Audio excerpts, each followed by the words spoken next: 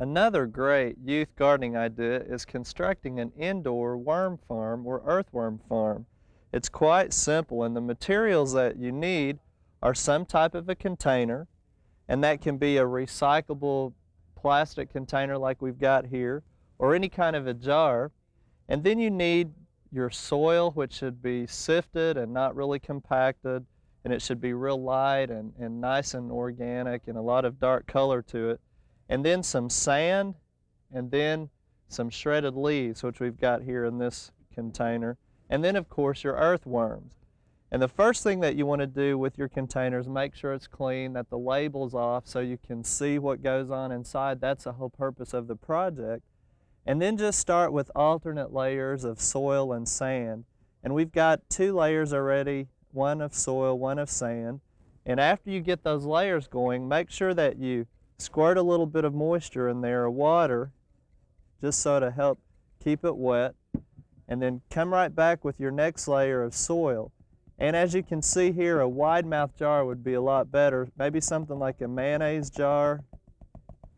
And usually the depth that you're going to use will depend on how big your container is.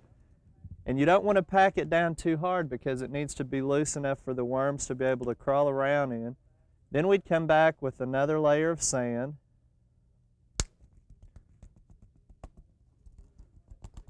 And for the kids who like to get their hands dirty, this is a great project. So you can see it's going to be a little bit messy at first constructing it. A little bit more moisture, and then come back with another layer of soil, and just alternate that until you get close to the top.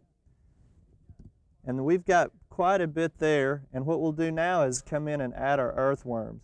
Now the earthworms are really scientifically classified as an animal. As you can see, we've got some large ones in here, and it really takes anywhere from 5 to 6 in the container will be plenty. And just drop those in there. And the earthworms are really a gardener's best friend, because they're going to help crawl through the soil and aerate the soil, which allows for better drainage, not to mention the fact that their manure castings will help in the degradation of organic matter, and the earthworms themselves will also feed on the organic matter and help that break down. Now we want to put a little bit more moisture in here, and we want to keep it moist but not soggy. And then, like any other pet, so to speak, they're going to need something to eat on. And what we've provided for them is some shredded leaves. And we'll just put that down in top layer, and that's going to be your last thing that you put in. And it can be anything like cottonseed meal or any kind of a grain meal. Even sawdust clippings will work. Even some shredded up newspaper they'll feed on. And any kind of animal manure.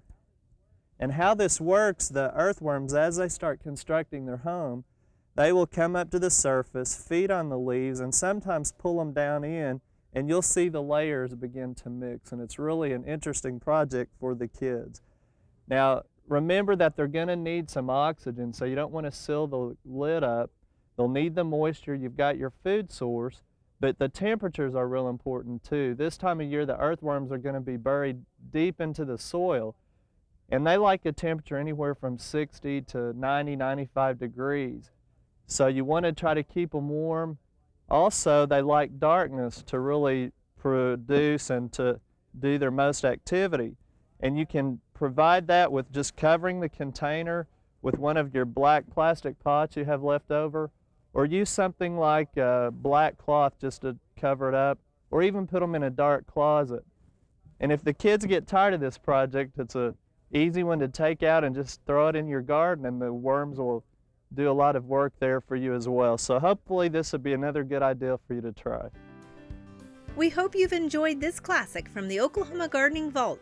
Remember, even though these tips and techniques are timeless, there's always something new to learn in the world of gardening. By subscribing to both Oklahoma Gardening and OK Gardening Classics, you'll have access to a wealth of gardening knowledge, both classic and contemporary.